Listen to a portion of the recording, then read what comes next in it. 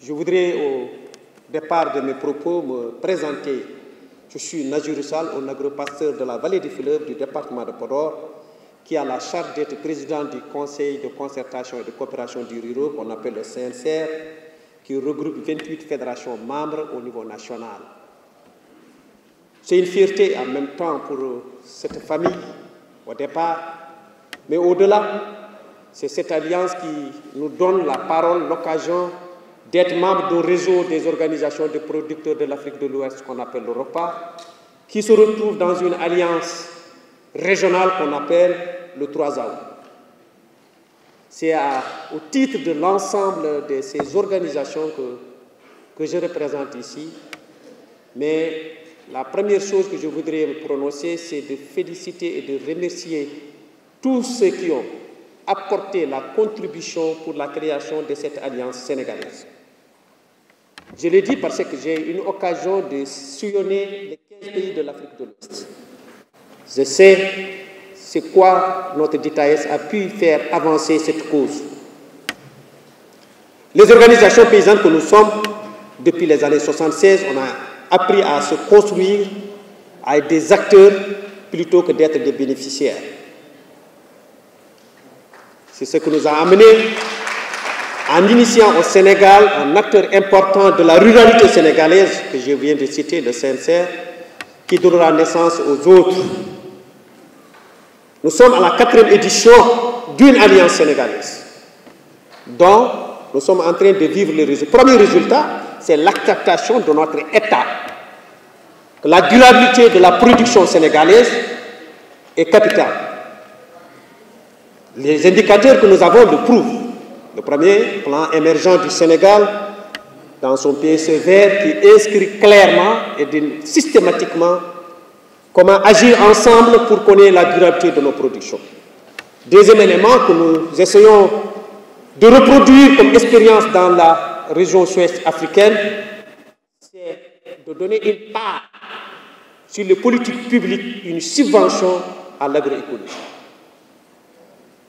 Je vous en félicite, Monsieur le ministre.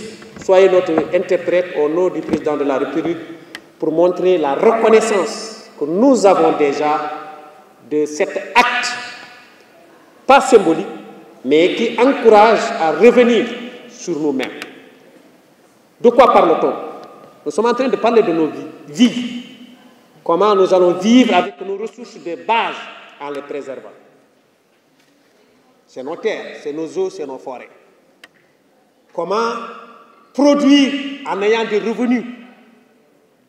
C'est notre production et notre marché.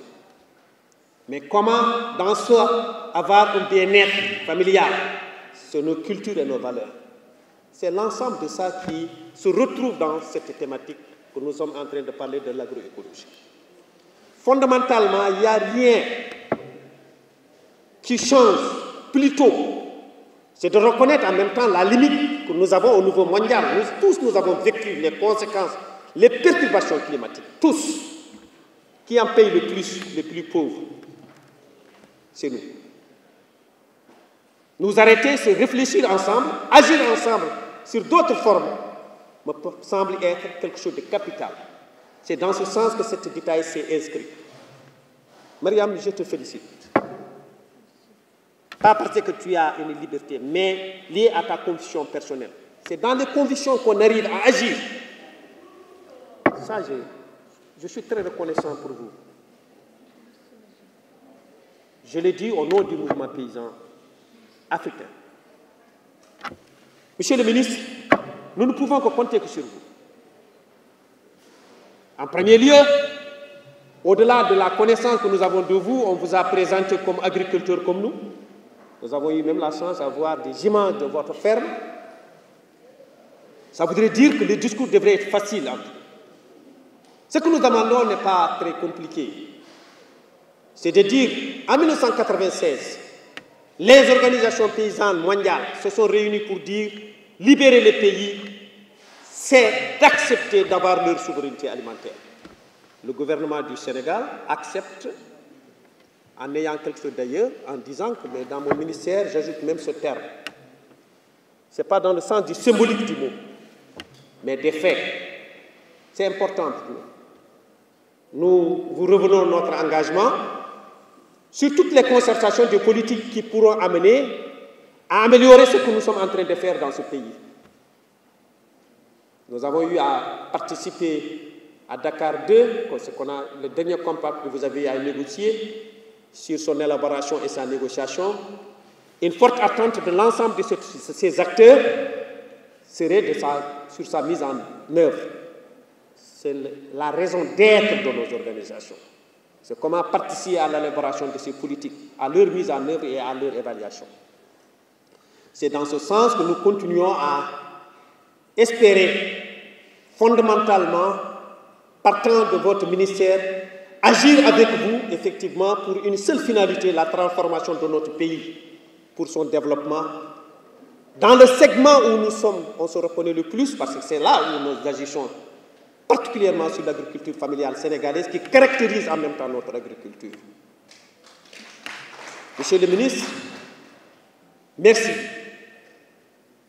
L'ensemble de ces gens, au-delà de ces 2 jours, ont sillonné le Sénégal, dans nos départements, pour agir ensemble sur la territorialisation des politiques. Et c'est ça qui fait naître le nouveau mot d'Itaël. C'est quoi? C'est d'amener les acteurs à agir ensemble pour une cause de la préservation, comme je le dis, et la création de revenus, pour une transformation profonde de notre agriculture. En ce sens, je renouvelle l'engagement du président du ROPA, de l'Afrique de l'Ouest et de l'Alliance 3AO, en passant par le CNCR, à apporter sa contribution dans ces différentes alliances. Nous ne pouvons qu'agir avec vous parce que nous sommes les premiers concernés. C'est en ces termes que je vais arrêter mon discours, en souhaitant une 4e édition avec des résultats espérés qui ont été affichés, et en se disant, retournons tous nos manches pour continuer à agir ensemble pour qu'on soit dans un Sénégal meilleur dans le cadre de nos productions globales, de nos exploitations familiales. Merci.